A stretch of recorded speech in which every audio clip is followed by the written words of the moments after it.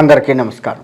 కర్కాటక రాశి, ఈ రాశి వారి పరిస్థితి ఎట్లా ఉంటుందయ్యా అంటే 15 రోజుల వరకు, అంటే ఈ జనవరి నెలలో 1వ తారీఖు నుంచి 15వ తారీఖు వరకు అన్ని రకాలుగా ఆటంకాలే. తర్వాత 15 రోజులు ఏవైతే ఉన్నాయో ఈ ఆటంకాలని కాస్త అధిగమించే అవకాశం కనపడుతుంది. కాబట్టి ఈ రాశి వారు ఈ 15 రోజులు, అంటే మొదటి 15 రోజులు ఏవైతే ఉన్నాయో అత్యంత జాగ్రత్త పడటం మంచిది. అంటే ఒక రకంగా చెప్పాలి అంటే ఈ రాశి వారు మొదటి 15 రోజులు మూతికి కుట్టేసుకోవడం మంచిది. ఆ మూతిని అంటే మీ మాటలు ఏవైతే ఉన్నాయో ఎదుటి వారిని బాధ పెట్టేలాగా ఉంటాయి. అది ఎట్లా ఉంటుందంటే, అసలు వీళ్ళతో మాట్లాడొద్దు, అసలు వీళ్ళ ఇంటికి అనవసరంగా వచ్చా, అసలు వీళ్ళని అనవసరంగా కలిశాను, వీళ్ళని కలవకుండా బాగుండేదేమో అని మన మీద అనిపించుకునేంత దరిద్రంగా ఉంది. మొదటి 15 రోజులు, 1వ తారీఖు నుంచి 15వ తారీఖు వరకు, మళ్ళీ 16 నుంచి చూసుకుంటే 31వ తారీఖు వరకు చూసుకుంటే బాగుంటుంది. మరి అంటే మొదటి 15 రోజుల కంటే రెండవ 15 రోజులు బాగుంటుంది. అంత బాగుంటుంది అని మళ్ళీ చెప్పండి. రెండవ 15 రోజులు మొదటి 15 రోజుల కంటే బెటర్ దెన్, కాస్త పర్వాలేదు, కాస్త ఊపిరి పీల్చుకున్నట్టుగా ఉంటుంది. ఎవరిని కదిలిచ్చినా నాన్న బాగున్నావా, మంచిది నాయన, ఇంకో ఇట్లా ఉండు అని మనకు సలహాలు ఇవ్వటం చేస్తూ మనల్ని కాస్త అభివృద్ధిలోకి తీసుకొచ్చే అవకాశం కనబడుతుంది. మొదటి 15 రోజులు బాగున్నావా అంటే నువ్వు నన్ను బాగున్నావా అంటావేంది అని ఎదురు తిరిగే అంత చండాలంగా ఉంది. కాబట్టి మీరు మొదటి 15 రోజులు ఎంత జాగ్రత్త పడితే అంత మంచిది. ఎవరితో ఎంతవరకు మాట్లాడాలో అంతవరకే మాట్లాడండి. తగ్గించొద్దు, పెంచుకోవద్దు. ఒక్క మాట కూడా తగ్గొద్దు, ఒక్క మాట కూడా పెరగొద్దు. అంత జాగ్రత్తగా ఉండాలి. చిన్న పెద్ద తారతమ్యం చూసుకోండి. చిన్నవాడినైనా సరే కాస్త వాళ్ళ పట్ల మర్యాదగా ప్రవర్తించండి. చివరికి కడుపున పుట్టిన వాళ్ళైనా సరే అప్రమత్తంగా ఉండండి. ఆ విధంగా ఉన్నట్టయితే ఈ రాశి వారికి మొదటి 15 రోజులు, ఒక రకంగా చెప్పాలి అంటే కాస్త జాగ్రత్త పట్టడం విషయంలో నెల రోజులు బాగుంటే మంచిది. కాకపోతే మొదటి 15 రోజుల కంటే రెండో 15 రోజులు కాస్త బెటర్ దెన్ కాబట్టి మంచిగా ఉంటుంది. కాబట్టి ఇంకా మంచిది. ఇంకా విద్యారంగానికి వస్తే, విద్యారంగం వారు మొదటి 15 రోజులు మామూలు కష్టపడద్దు. అసలు ఒక రకంగా చెప్పాలి అంటే నిద్రపోకుండా చదివేంత కష్టపడాలి. అలా అయితేనే బాగుంటుంది. విద్యారంగం వారు ఎంత కష్టపడి చదివితే అంత బాగుంటుంది. ఇక మీ ధ్యాస చదువు మీద తప్ప ఇతరత్ర విషయాల మీద ఉండొద్దు. గుర్తుపెట్టుకోండి. విద్యారంగం వారికి ఒక రకంగా చెప్పాలి అంటే అసలు నెల రోజులు కూడానే ఆ విధంగానే చదవాలి. ఆ విధంగా ఉన్నట్లయితే బాగుంటుంది. ఇక రియల్ ఎస్టేట్ రంగం వారు మొదటి 15 రోజులు ప్రశాంతంగా ఇంట్లో కూర్చోవడం మంచిది. అంత చండాలంగా ఉంది రియల్ ఎస్టేట్ వాళ్ళకి. సరే, తప్పదు అంటే బయటకు వెళ్ళండి.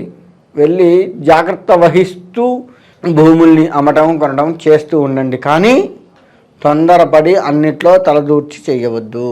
గుర్తుపెట్టుకోండి, మీ పని ఏంది, మీ భూమి ఎంతవరకు ఉంది అంతవరకు అమ్ముతున్నావా, చేస్తున్నావా, లేదంటే కొంటున్నావా, ఇంతవరకే చేసుకోండి. రిజిస్ట్రేషన్లో టైంలో ఈ 15 రోజులు బాగా టెన్షన్లు ఉంటాయి రియల్ ఎస్టేట్ వాళ్ళకి.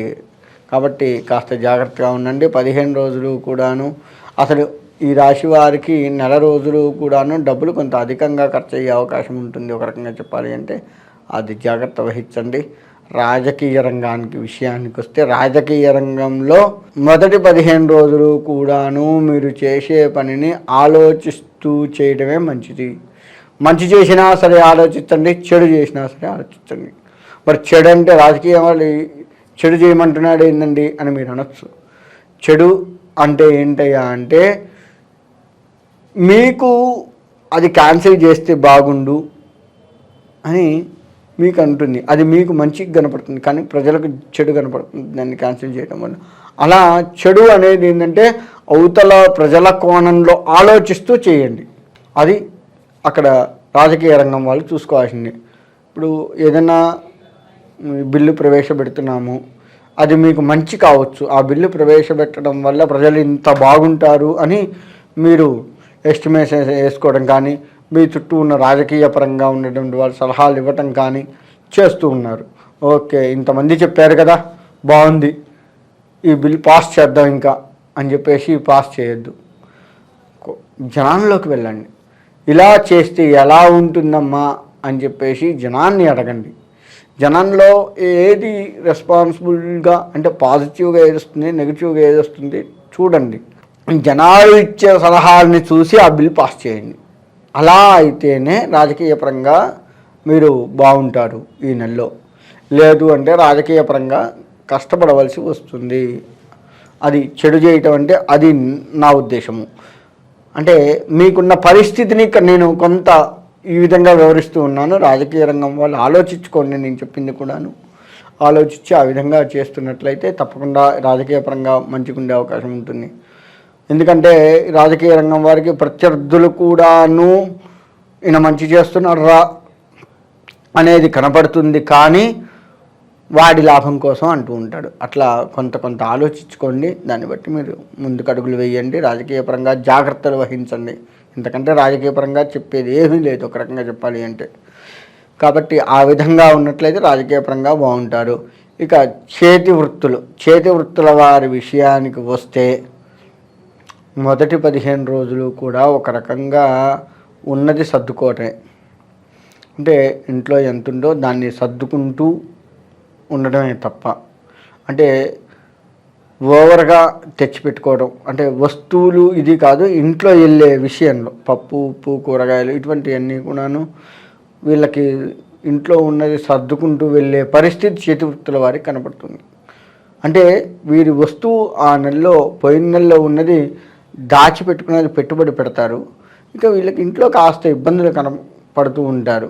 ఆ పెట్టుబడి మొదటి 15 రోజులు కూడా ఈ స్టాక్ సరిగ్గా అమ్ముడుపోకపోవడము, ఆ అమ్ముడుపోయిన ఆ కొద్ది వస్తువులు కూడా ఇంకా ఇతరత్రా ఖర్చులకు అనుకోకుండా వాడటము, ఇలా జరుగుతూ కాస్త ఇంట్లో ఇబ్బందులు పడే అవకాశం ఉంటుంది చేతి వృత్తుల వారు.